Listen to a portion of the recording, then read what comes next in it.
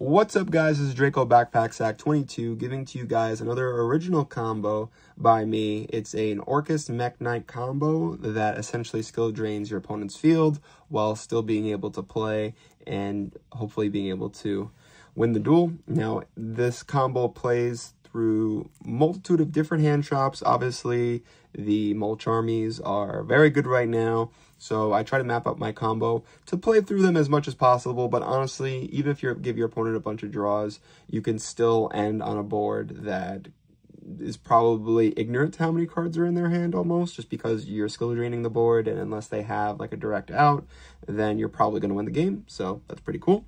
But anyway, this is my bread and butter combo. It requires Gursu plus purple or blue sky plus an extra card in hand, which can be anything. So, yep, we'll get into the combo. I'll try to explain certain places where this combo can deviate a little bit, depending on what you open.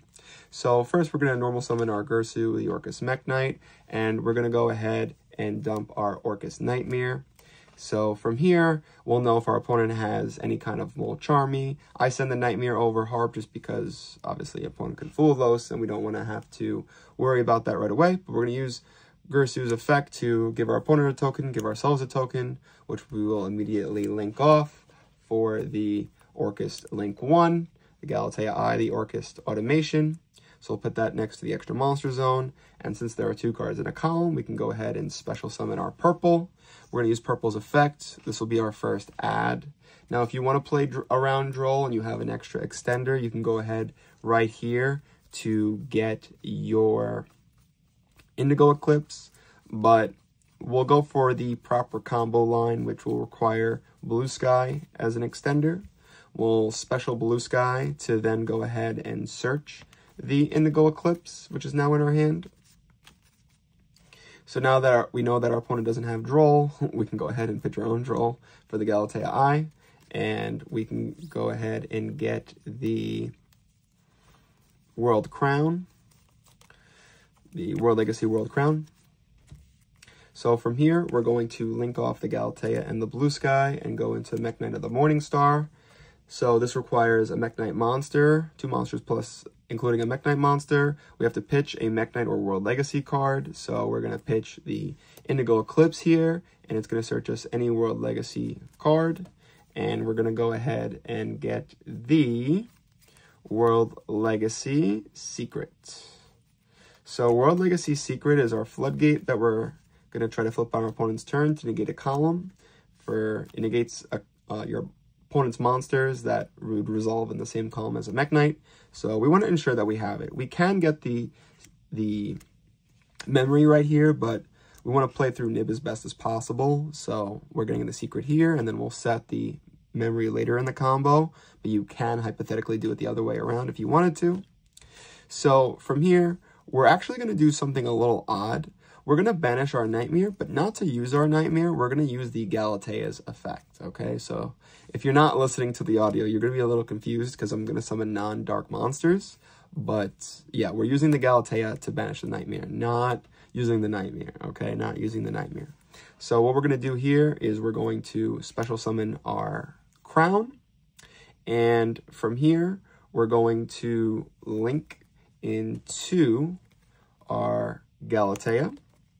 And we're not going to use Galatea just yet. We're actually going to go right in to our Dingirsu and attach our Nightmare. So really doing things opposite of how normal Orcust lines normally go.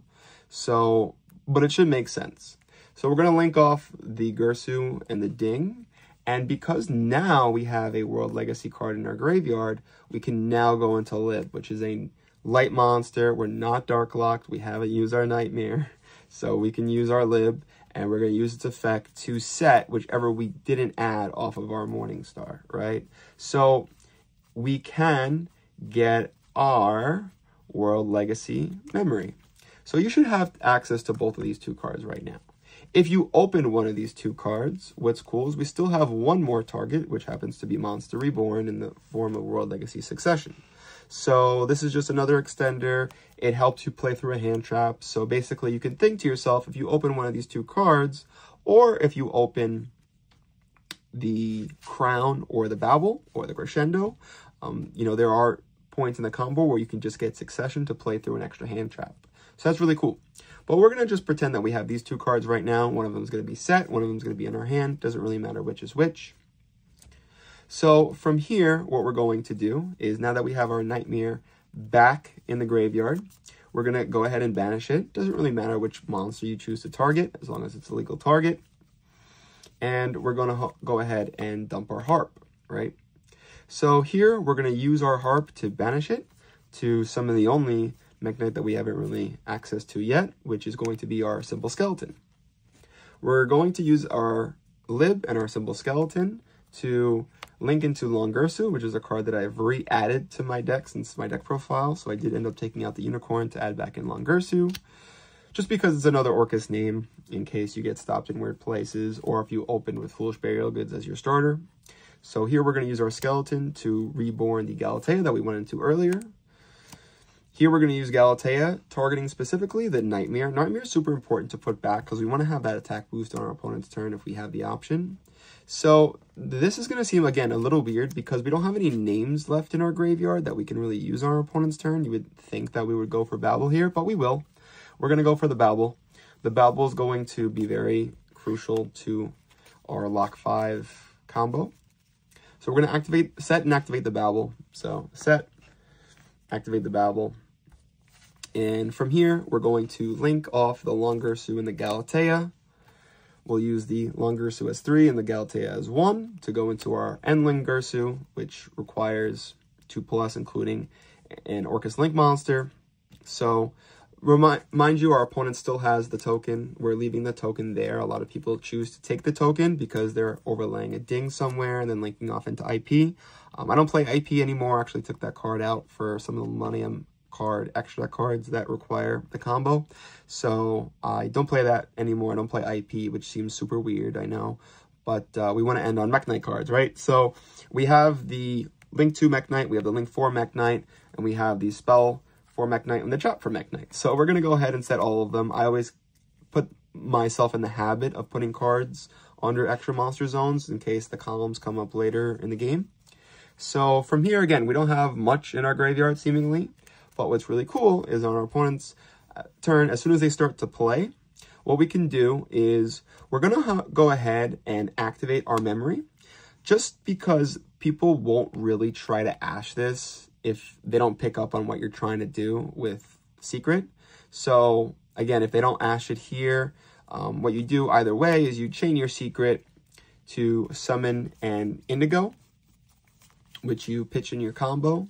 So let's say they summon something in the extra monster zone and put our Indigo Eclipse here. And then off our memory, what we're going to do, super important, is we're going to go ahead and summon our Gursu, which happens to be a Mekk-Knight card, right? It does have to be in defense, so we're going to summon in defense. So we'll summon our Gursu there. And we're going to use Gursu's effect on summon. So what we'll do is we'll send that Nightmare that we shuffled back on our turn. And, you know, if the battle phase happens to be a big deal, we can use Nightmare to boost something. But what's cool is we also do have our Morningstar to protect us from battle. It has to be in the same column. So the only way they can get over this Gursu, which is the most vulnerable of the Mekk-Knights, is if they have something in the same column to attack it, right? Which you can just take that card with the Ellen Gursu.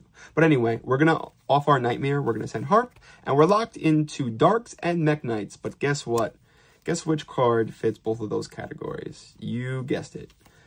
Once again, Gursu. So, yep, we now have a Mekk-Knight in every single column. And in case one of them does die or, you know, leaves the field, we have, as long as we have Indigo Eclipse on the field, we can move one over, right? So say this one dies, we can move like this over to another column if we need to, right? So that's pretty cool. And again, we still have Ellen Gursu to take one of their cards. And yeah, so that's pretty much the combo. I think it's very close to an FTK. Obviously, you know, not the same. You're not technically winning the duel, but I think it's extremely close. And, but yeah, this is my Lock 5 combo. So, yep. Hope you guys enjoyed this video, and I'll see you guys in the next one. Peace.